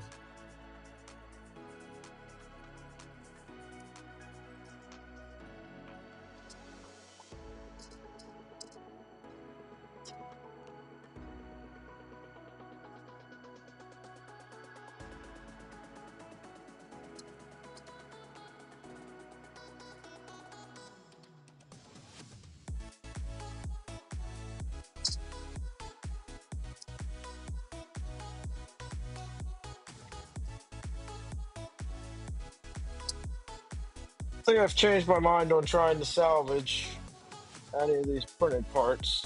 I think we're going to reprint all of them It'll make my life easier anyway. I just hit print on everything and not have to worry about was there a revision to this part or not.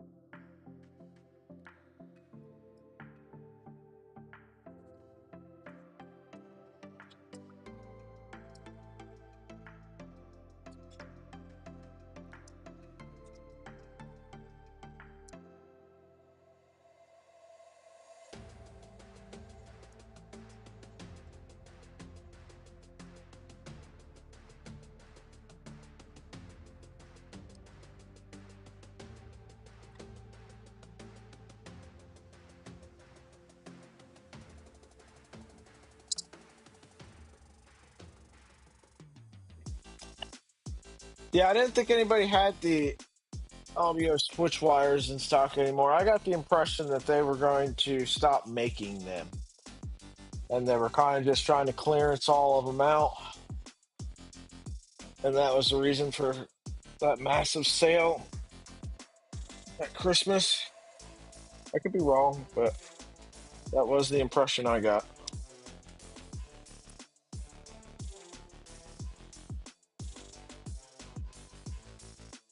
If you're looking for one, you can see if KB3D or Fabrico have one still.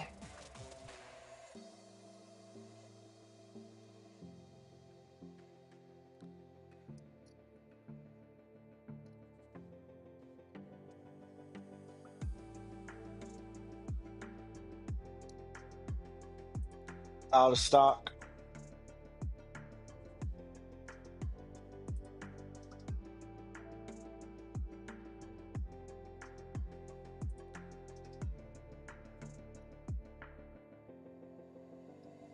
Still sell the frames. Well, I mean, if you can get a frame, you can build one. I mean, if you're building it out of spare parts, then it's really easy to justify.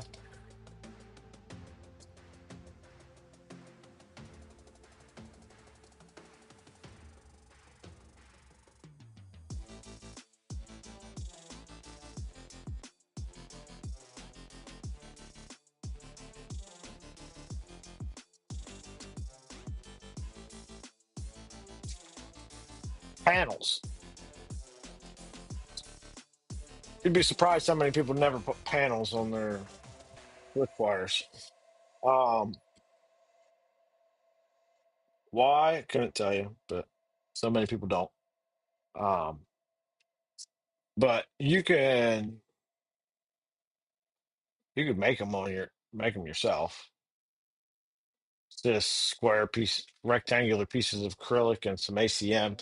The panels on the back have some fancy notching, but um, realistically, there's probably no reason you couldn't just do those as rectangles too, and print a corner piece that goes inside the entire height of it.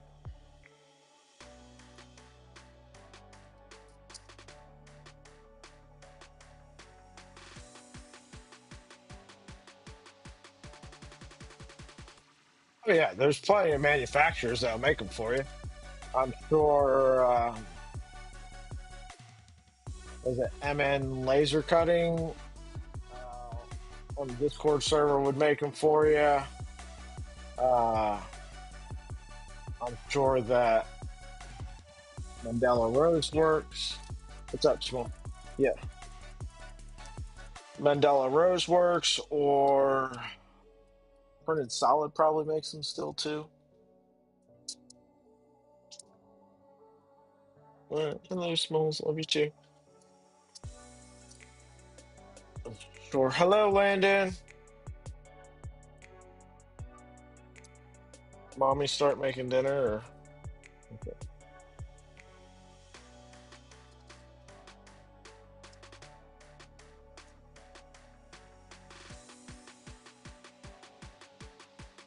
Yeah, there's options.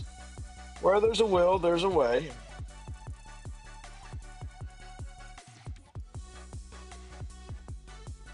And also, last I knew, Formbot still made a switchwire kit.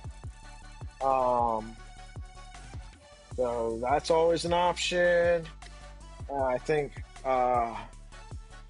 Stack and Seaboard both made switchwire kits. No, she just came out to say hi and see if I was still streaming. Just to poke around. Yes. These screws are under glued in magnet. Fun times.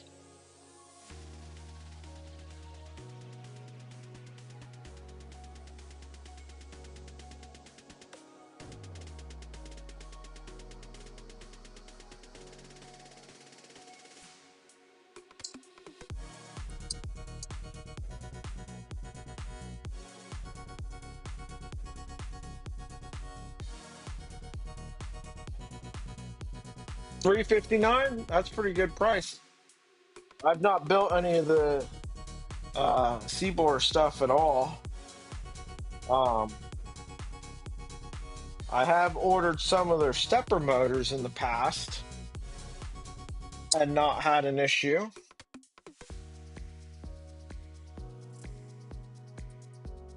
I think the pancake steppers pop away. I have not. So that'll go in when we do the box turtle build. We're going to have to do the filament cutter for the ant head as well, for the micron.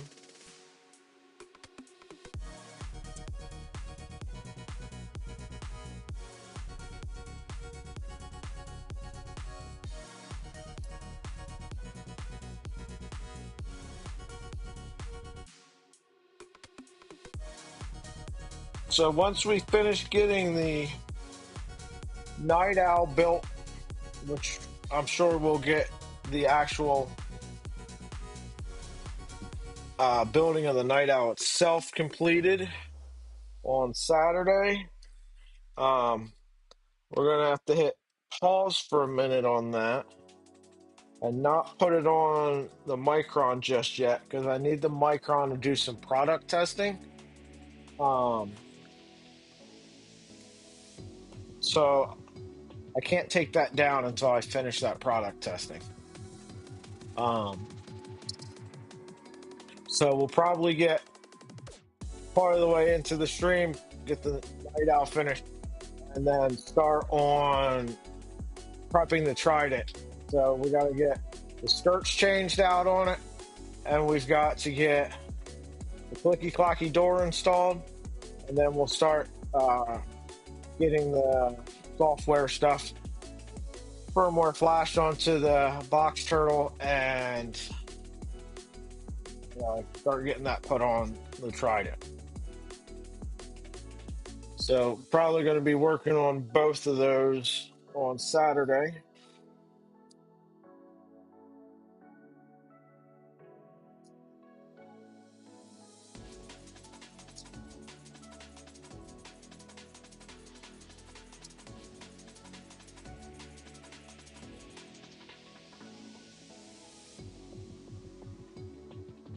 I do not want to have to dig these magnets out of here.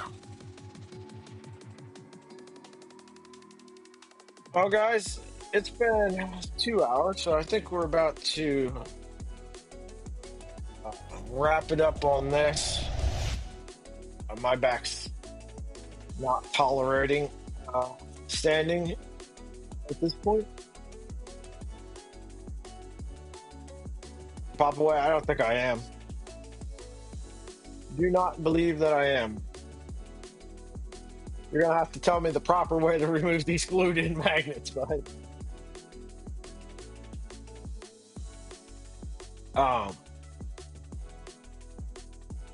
So I thank you guys for coming out, hanging out with me on Wednesday night, middle of the week, and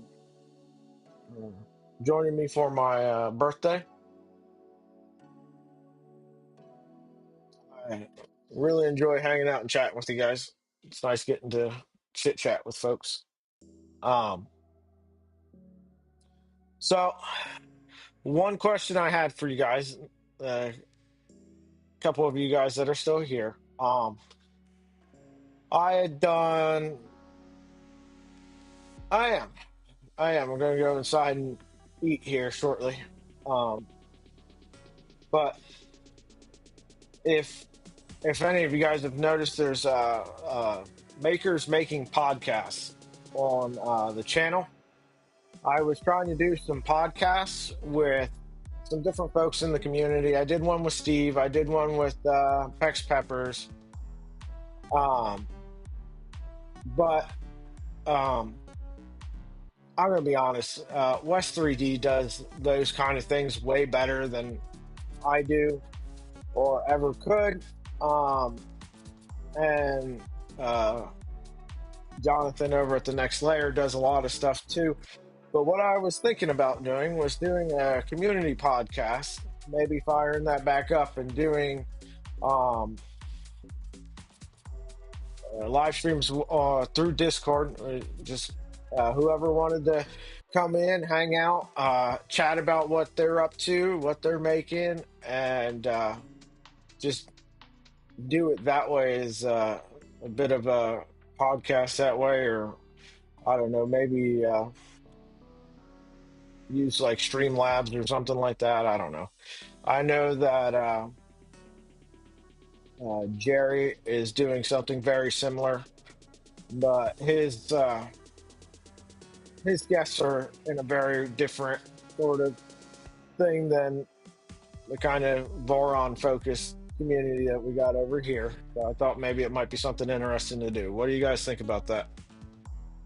Would any of you guys be interested in it?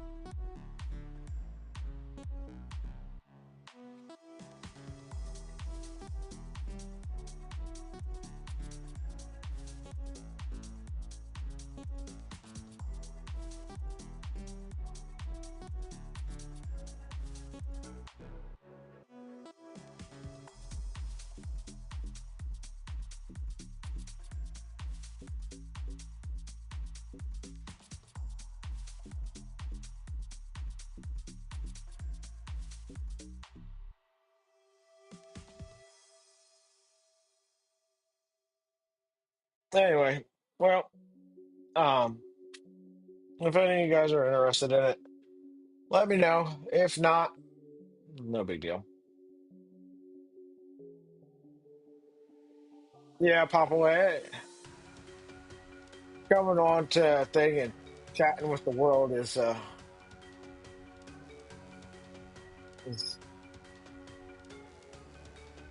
I don't know, it's different. It's not for everybody, that's for sure. Well, guys, I'm gonna call it here and go get some dinner. Thanks for watching. I'm sure most of you guys have already hit the like button, and I appreciate that. Um, and I'll see you all back here on Saturday.